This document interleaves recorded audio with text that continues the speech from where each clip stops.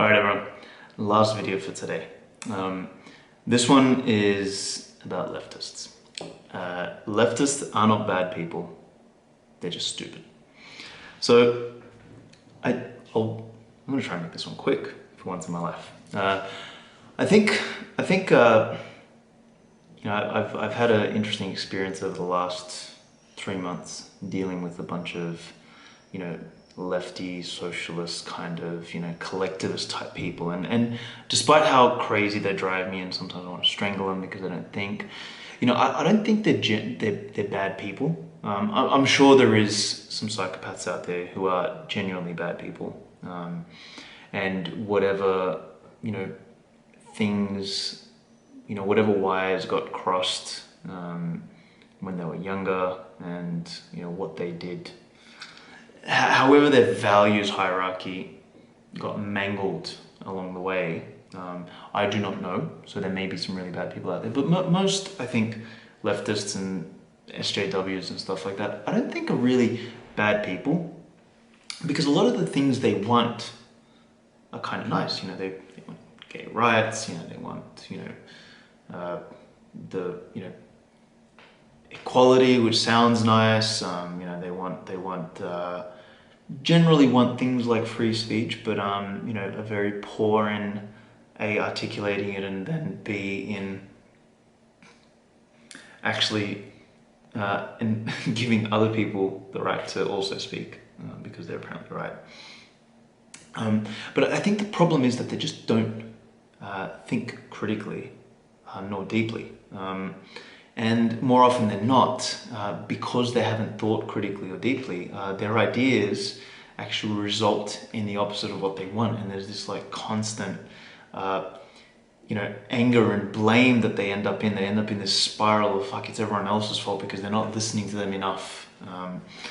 You know, so I don't believe it's that they're necessarily bad people, just that they're naive, lazy, and generally stupid. I think you particularly get that in a generation that there's a really great saying, which is in one of my articles called Rise of the Individual, Fall of the State, where and I can't remember the book that it was written on, but it's, you know, and you can change men with women, doesn't fucking matter, but like the saying is, hard times build strong men. Strong men bring about good times.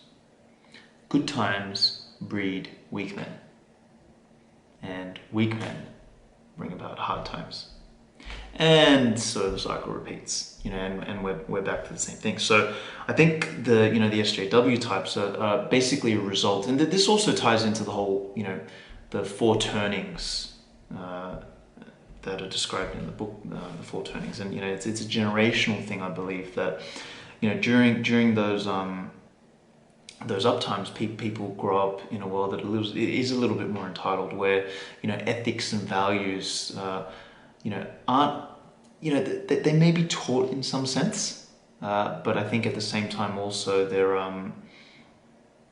they may not be lived as much, because, you know, teaching something intellectually versus experiencing something are two different things, obviously. So, and I think there's also a massive problem with the sausage machine we like to call the schooling system.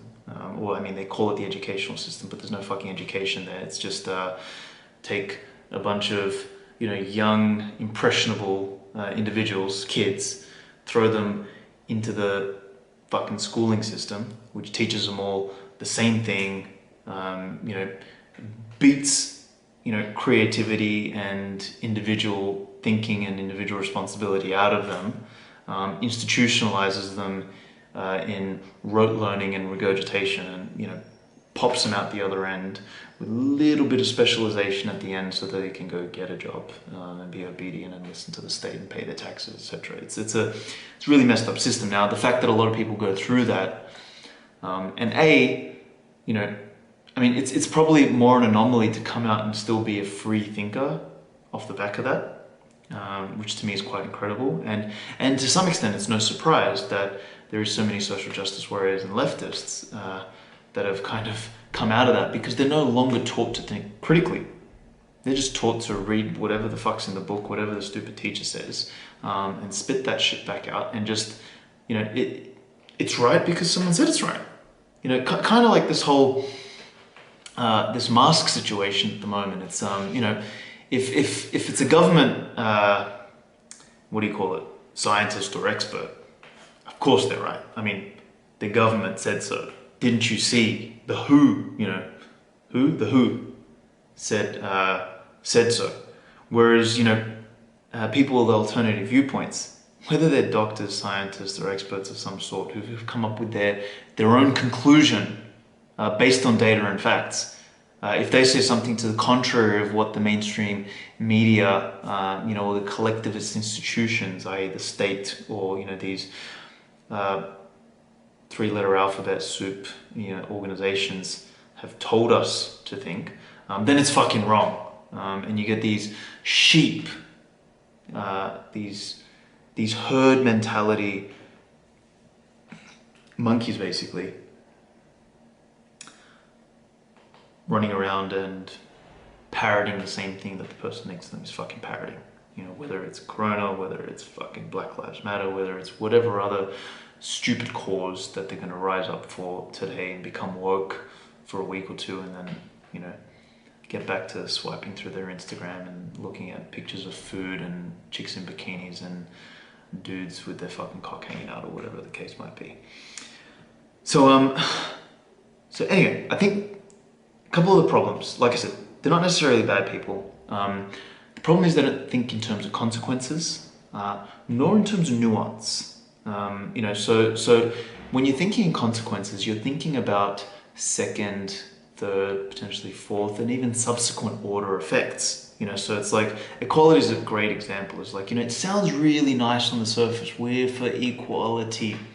But what you don't then think about is like, all right, how do we enforce equality? Like, how do we make some things more equal? Like, someone's right is someone else's responsibility. So, is it my fucking responsibility to then work harder, produce more, provide more, to raise somebody else up who may not have the same input into society as I do, who may not spend the same, like, I should work fucking 20 hours for somebody who doesn't want to work that much, who hasn't put that effort in, so that we get the same thing. Doesn't sound very fair, I mean, that's one method of equality. I mean, the other method is, all right, look, we all have to be equal. Public schooling is another example of that kind of, of a potentially lighter implementation, maybe not so communist implementation of that kind of ridiculous ideology. The other thing people, I think, fail to realize is that to keep things equal, because life is dynamic, because life in the world and, living systems and complex systems are dynamic by nature, to try and equalize them, the only way to do so is through force. And force, is just in the application in the human sense is violence. So, you don't get equality without violence. Like, it always leads in the same way. Go watch V for Vendetta, read the Gulag Archipelago, look at how, equality generally leads to two kind of things, is the quality of individual spiraling down, because the incentive is to actually be a bigger victim, so that when you have less, you have the right to be given more. It's a very dangerous precedent. And then to keep people from rising up and having more, you need to put them in their place.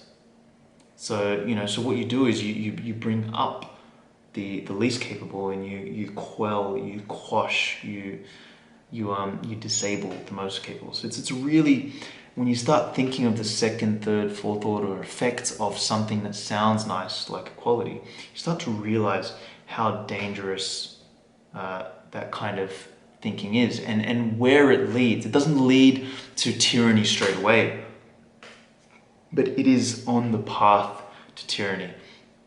And this is why thinking consequentially is so important. This is why deductive logic is such an important thing. Thinking at the surface level and just thinking in these black and whites, which a lot of leftists do. It's like, if you don't believe in equality, you believe in, raping and pillaging everyone, you know what I mean? If you're a Trump supporter, you're fucking evil. Like, they don't understand nuance. And, the ability to think consequentially and the ability to think in nuanced ways is extremely important. And I think that's what's missing for these people. And as a result, they end up causing more problems for themselves and for everyone else. And then they proceed to blame it on everyone else. Of course, it's my fault because I didn't listen to them. I didn't conform to what they told me I should conform to. I didn't listen to their rules, because they are somehow morally or ethically superior. And they think that because, again, they're not generally bad people.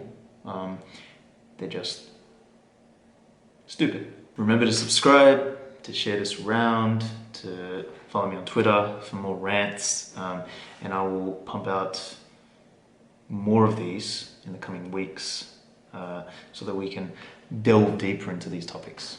Thanks again, guys. See you later.